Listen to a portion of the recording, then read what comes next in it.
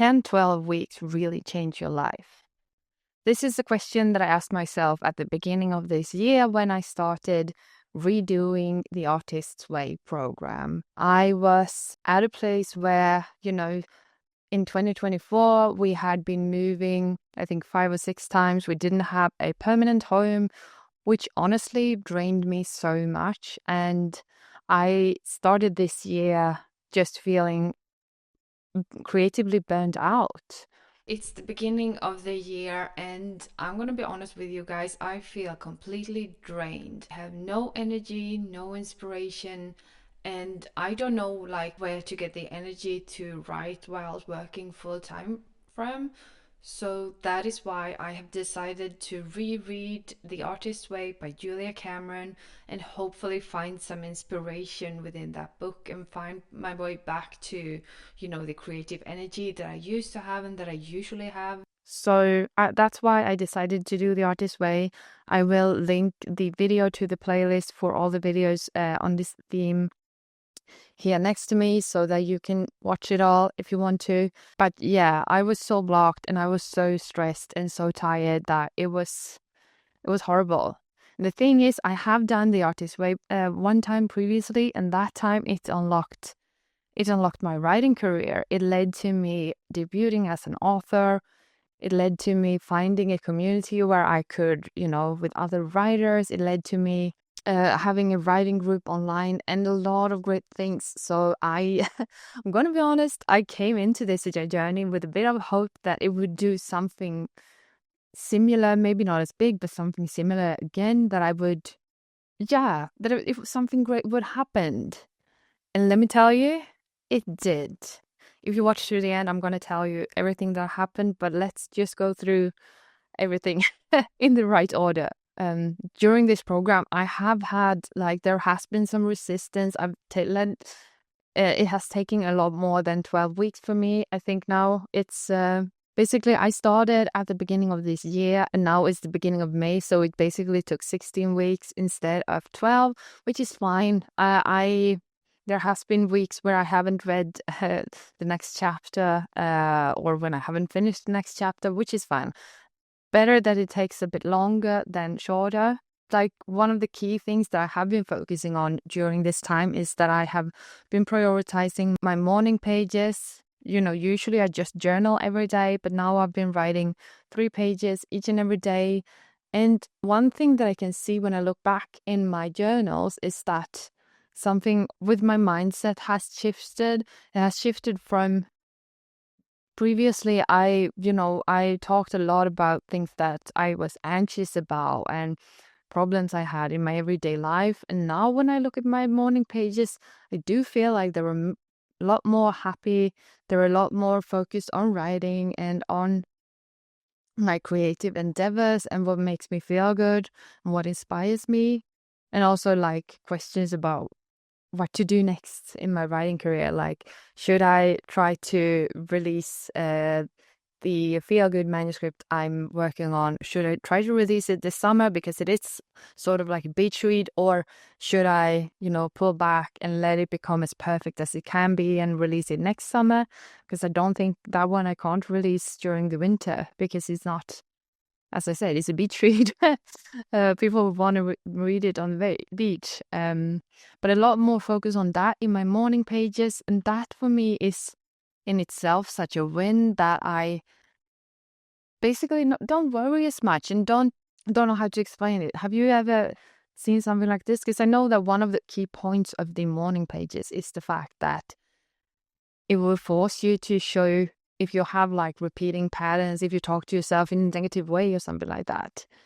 And for me, that has shifted and I talk a lot more positively to myself. So I'm super happy about that.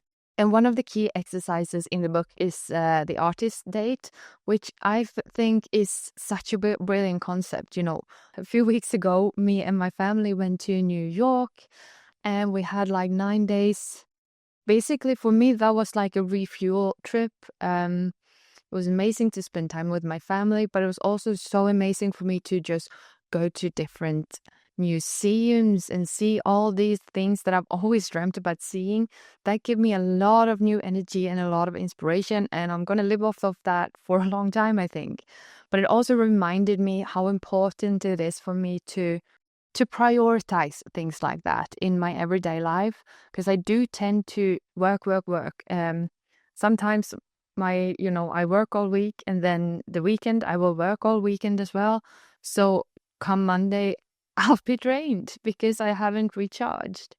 And I know this is my own fault, but it's something that I continuously try to remind myself of now, because I want to last long term, and I don't want to feel that drain that I had in the beginning of the year. I don't want to feel that burnout. So having those artist dates is so important. And another thing that I think it's in week 9, Julia Cameron talks about the fact that it's important for us to move and to like exercise and stuff like that. And I'm not sure if she said like exercise to move or to exercise. We need to have joy in our lives. Or maybe that was with creativity. I don't really remember. But for me, I need to exercise and I need to work out for my brain to work. If you've read the Thinking Fast and Slow by Daniel Kahneman, he talks a lot about, I think it's the first system and the second system. And the first one is the spontaneous, like things that we do without thinking. And then the second one, which is like the harder things when your brain needs to work and you need to process things and stuff like that. And for me, and I guess for you too, of course, but like writing is a demanding task for your brain, which means that is the reason why we can end up in flow and stuff like that. So, but it is demanding, and for me to refuel myself, I need movement.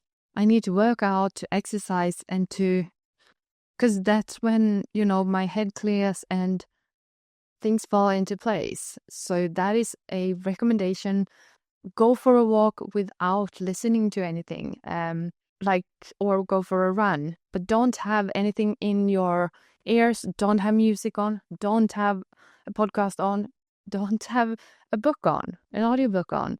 The reason why is because we're so bombarded with stimulation and impressions all of the time, that I think that is one reason why a lot of creative people feel creative burnout, because we don't take the time for ourselves to, recharge and let our brain just slow down. And one way to do that is actually to exercise. I do this with my Brazilian Jiu-Jitsu. I also do some run. I also run, and I go to the gym. But that really, really helps me coming over creative blockages, but also to feel good, both mentally and physically. When I'm strong, when I feel good, that really helps me to stay sharp and to stay motivated and to, get into writing flow.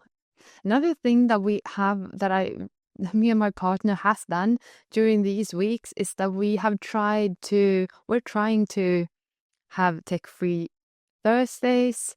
And the reason why is because both it's, an opportunity for us to connect with each other and to just relax. But also, since we're both very driven, very ambitious people that always have stuff to do, instead of coming home from our workout and just, sitting in the couch, watching some stupid TV show that we don't really even like, instead of doing that and scrolling social media, that's the time for us to read a book or play an old school, board game. And I've noticed that, because then we'll put away our phones after we've had dinner and not look at them until the next day. And that's like, when I look at my sleep score on my watch after those nights, that's just amazing. I sleep like a baby and get so recharged. So that is also something I'm trying to take into consideration to build a lasting writing habit. Because for me, this is about building a career and a habit that will last long term, which also means that I need to adapt, of course, and change. And what works now might not work in a year, but this is what really works for me right now. And looking at the results and lessons that I've learned from the Artist Way, this turnaround was, there were quite a few synchronicities that they were so obvious that it was almost ridiculous. Like there was this writing group online that kept on showing up on my social media sites and stuff like that. So in the end, I decided to join them on just like a online writing coffee. It was super nice just talking to them. But the thing is, they were also doing the Artist's Way, a 12-week program. So we basically did it together, had check-ins, and talked about synchronicities and stuff like that. And them in itself were synchronicities for me. But also I found another like course or whatever that kept on popping up. So in the end, I ended up, I'm reading the ebook right now, but that came at the same time as a lot of writing clients starting to reach out to me. I have, I don't know if I've told you guys, but I have a writing business where I help people with ghostwriting and with marketing and a lot of other things. So, and sometimes I have a lot of clients, sometimes I don't have many clients. It depends on a lot of things, but all of a sudden, like, it was like I could see one of the services that I have, like I could see signs of that everywhere. And then a bunch of clients started reaching out, which was so nice. And it also felt like a sign that I need to do that more and to take it more seriously and not say no now that the opportunities show up. So that felt really good. I don't know if it sounded really weird, but basically what I'm trying to say is that if you see these synchronicities, if they keep on showing up, don't ignore them. Instead, just, take them in and let it happen. Because you are strong enough to make this happen and you can do it. You don't need permission from anyone else. So that was actually a big learning for me this time around. And like, how am I feeling? I feel a lot better. As you can see, the apartment is slowly but surely coming together. I feel at home here. I am, I do. I have a lot more going on with my job, with my writing business, with my books and everything. So I have so much to do, but I still don't feel drained. I feel energized. I feel excited. I feel happy and thankful. Most of all, I feel thankful. And that's, I guess, the biggest turnaround from where I was a few weeks ago. Like, it just feels so good to be here and to not feel stressed anymore. So was it worth it? Yes, it was. And it has given me confidence to do the things I want to do. Hopefully in a week I will launch a writing course book for you guys. It will actually be in English. I might do it in Swedish as well. I haven't decided yet. But all of those things, the synchronicities that keep on showing up, they show me that I just need to do this. So, that being said, I hope that, if you're considering doing the Artist's Way, I say go for it. It has helped me and thousands of other creative people. But one thing that I do need to tell you is that if you're doing it, then, make the effort. Don't just read the book. Do the entire plan. Do it week by week. Choose which of the exercises that you'll do, but try to do some. You can't just not do the exercises and ignore everything and just read it and think that things will happen, because then they won't. So yeah, be open-minded and take the time and great things will happen. One question I have for you guys is if you've done the Artist's Way. If you have, let me know in the comments and let me know what what happened when you did it, because I do see a lot of people, especially here on YouTube, that has had really different experiences. And if you are considering doing the Artist's Way, just do it, don't hesitate. And yeah, that's all for today. Thank you so much for watching. I will talk to you soon. Bye.